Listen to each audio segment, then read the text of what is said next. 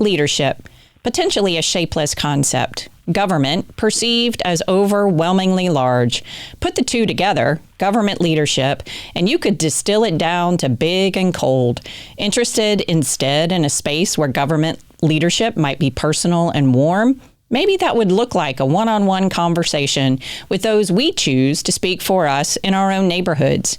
We see them walking their dogs, shopping in our grocery stores, talking with neighbors in the coffee shop, cheering from the Little League sidelines, witnessing community tragedy, solving problems, and generating opportunities. From Studio 67, I'm Ginger Delagal, and this is Pack and Chat, 670 seconds with Florida's local leaders. Welcome to the second season of Pack and Chat, brought to you by Studio 67. This season features a bundle of interviews with the past presidents of the Florida Association of Counties who are still in county office.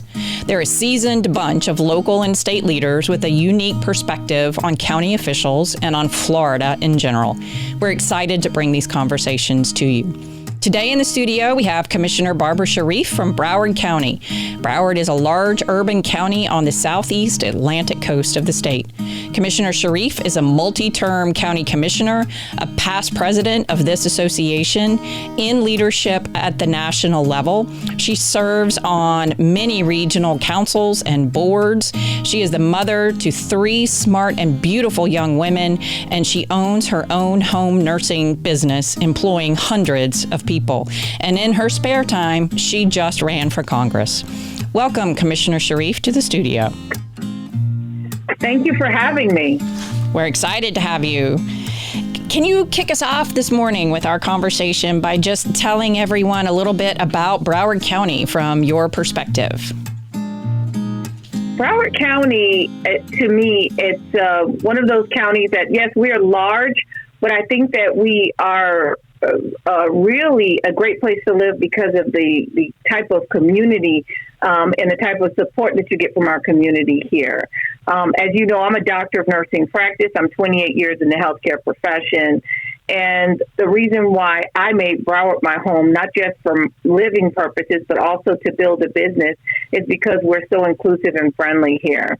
I think that getting a job here has proven to be less challenging than everywhere else. And I think that because the taxing is low here in the state of Florida, and we're so community driven and focused on quality of life improvements here, even though we're a large urban county, people can establish and make a good living here and do the thing that they want, which is achieve the American dream of home ownership. And that's why I think that our county is great.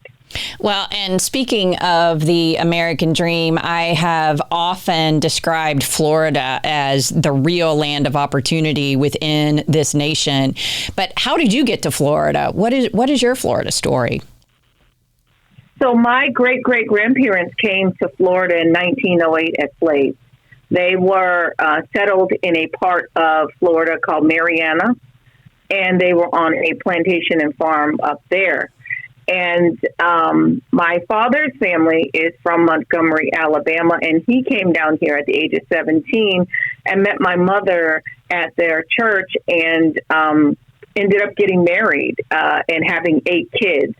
And so I am the middle of those 8 kids. I'm the 4th girl before all the boys. And I grew up in South Florida. And I love the weather. I love my family. Everybody's here. And so I think I'll be here forever. I'll never leave. I've been around the world many places, but I think that, Florida's it for me.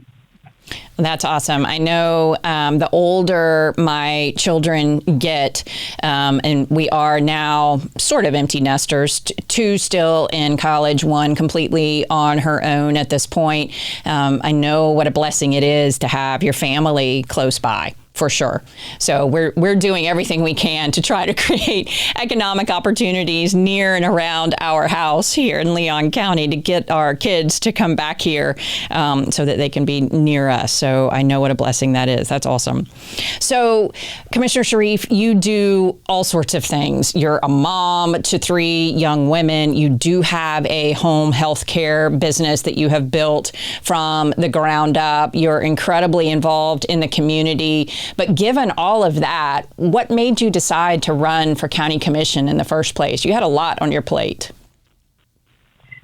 So I guess I have to go back a little bit, which is to my childhood. My father was an entrepreneur. He owned a women's clothing business, and my mom was an elementary school English teacher. And they together in our church created a food bank to feed people who were less fortunate. So I grew up all my life giving back to the community, and my father and my mom really believed very strongly that we should always try to help those who are less fortunate if we have more. And as I got older and I opened up my company, I wanted to help my community. And a few of my neighbors got together and based on my advocating for our homeowners association community and at the school, they said, hey, you know what? You're a great advocate for our neighborhood. Why don't you think about running for a public office? And at that time, I said, why would I do that? You know, I'm a nurse. I have a very successful home health business. You know, I for all intents purposes, I had no idea whether or not my skill set for business and nursing would be utilized in public office. And so I ran for office. And after I ran for office, I realized how many ways that I could help people. It wasn't just about one way. I thought, you know, I could advocate for those people who didn't know where to go to get help, whether it be homelessness, affordable housing, health insurance issues.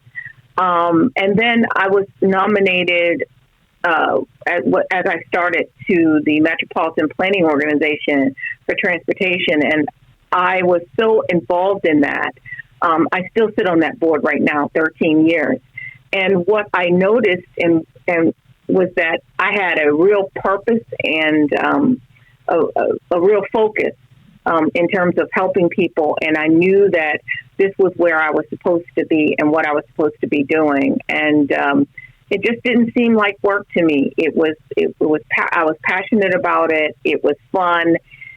And now when I drive down the street and I can see the results of my efforts, I realize that it was a great decision for me to do this.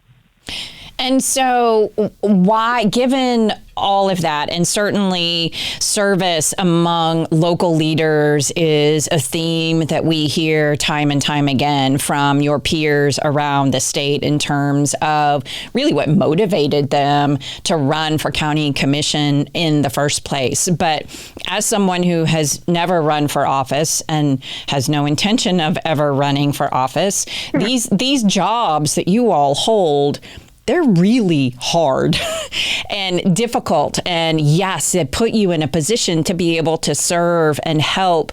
And I mean, we've all seen that, particularly in the last 18 to 24 months with COVID.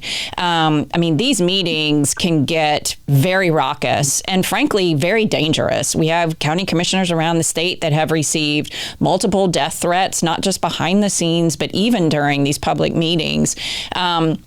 That's a lot to withstand. So given all of that and the challenges of the office, you've also sought re-election. So was there something that you felt like wasn't finished yet that you wanted to continue? Or what was the motivation then also given the challenge of this position to run again? So I served 4 years, and during my 4 years, I served as vice mayor and then mayor of the county. That was the end of my fourth year on my first term. And as I ended that year, I was up for re-election, and my colleagues chose me. I'm the first African-American female mayor of Broward County in its 100-year history. And I thought, okay, I broke that glass ceiling, and I'm moving on. And my colleague said, you did a great job. We're going to choose you again. So I served again as vice mayor and mayor into my second term, the first 2 years of my second term. And what happened in serving in those 2 years was just astounding. I dealt with one of the most devastating hurricanes in Broward County's history, Hurricane Irma. I was in the Emergency Operations Center making decisions about curfews and movement of fuel and supplies from our port. And it was intense. It was daily. It was just 14 days worth of this very intense working and trying to fix our county and trying to get it back operational. And then shortly after that, dealt with the Fort Lauderdale Hollywood Airport shooting. And at that moment in that time, it was like all these experiences were coming at me like fast and furious. And I remember when the airport shooting occurred, it was something that it was very personal to me because at the age of 14, I lost my father due to gun violence. My dad went to work in the morning on a Saturday, and a 15-year-old who had some mental health conditions and some domestic violence issues and had a previous history of violence was able to get a gun. And he put it to my father's chest, shot him in front of my 19-year-old sister, and proceeded to try to shoot her too. And I had kind of put that away. You know, it's kind of those things that you pack away and they're in the back of your mind and you just don't think about them again. And these five people who lost their lives at our airport, I kept thinking about their families and how devastated my family was. We lost everything. It changed my trajectory of my life. I didn't go to medical school. I ended up going to nursing school. I ended up having to work 3 jobs to put myself to nursing school. And in that moment, I took up the fight to try to change the TSA gun laws. And I was working with President Obama's White House staff and trying to make it where people couldn't travel with a gun and ammunition into the airport and pick them up in baggage claim. And all at once, it just seemed like here my purpose was confirmed again. And as the year went by, I dealt with a small plane crash, oil tanker spill, which in fact affected our coastline and the environment, and just a whole host of other things. Starting the ground, laying the foundation for the transportation surtax, being the lead on that. And as I went into the end of my term as mayor for the second time, we had just changed gavels and we'd gone on break and we came back in January, and the Marjorie Stoneman Douglas shooting occurred. And again, here I was faced with this gun violence again and this history. And it just kind of came full circle for me that I can advocate for people because I've been through this. I've been through every situation that a mayor could possibly have to be through and get challenged with in a large urban environment like ours. And I stood that test and I did what I had to do. And I think I did a very good job at that. And I felt confident in the fact that I could continue to lead this county. And so as going into my third term as a county commissioner and getting reelected unopposed, I felt very confident in my leadership abilities, but I also felt confident that I was growing enough to move forward and do something else. And that's really what led me into running for Congress. Those are very powerful stories and clearly have shaped your perspective and your strength in helping others. So what does sustain you, Commissioner Sharief? Meaning, you have a home health care business where you employ hundreds of people. And so that is very much in the caregiving space. And obviously those employees rely upon you for their livelihood. Your family looks to you as the leader of the family. Obviously the county commission looks to you as a seasoned leader for governing Broward County. And you have just run for Congress. That's a lot of giving. That's a lot of giving of yourself and your talents and your skills. So what sustains you? What keeps you going with all of those things and literally life and death responsibilities on your plate? What holds you up? I would say the thing that holds me up the most are my kids. I have three girls, and they look up to me, and they expect nothing less than 250% out of me, because that's what I expect out of them. And when I'm going through it, and I'm going through, a process of running for office, or a process of making difficult decisions, I want my children to look at me and say, that's my mom, and I'm proud of her, and that's my mom, and she's changed our community for the better. And all of my decisions, and when it gets difficult, it comes down to, well, what legacy do you want to leave for the kids? What legacy do you want to leave for the community? And how do you want people to view you? And so I've spent an enormous amount of time building up my political and professional integrity, building up the way people see me as far as my capabilities, because I think a lot of times as women in a male-dominated profession, people tend to doubt our capabilities. Now, I've always been one of those people that said, listen, I can stand equal to anybody or more. You just have to give me an opportunity. And so it's all about making sure that you don't squander your opportunities, making sure that you make the most of every single one of those things. And that means working 250%, giving it your all, and knowing that you leave nothing on the field when you're finished. There are no regrets. There are no look backs and saying, well, I should have, would have, could have. And I live my life that way, and that keeps me focused. It keeps me positive and professional. And, even through this last race, this congressional race, with all the negativity, I've run every campaign I've ran a clean campaign. And I believe that I have to run that because of my kids. My kids are watching me. My reputation is stellar for me and impeccable, and I have to keep it that way. And when people say lies and they release things like campaign commercials and materials that really create false views of you, it gets very difficult. And I prided myself in was just being positive and staying focused and on track. And I did that. And I'm very happy about the campaign that I've run.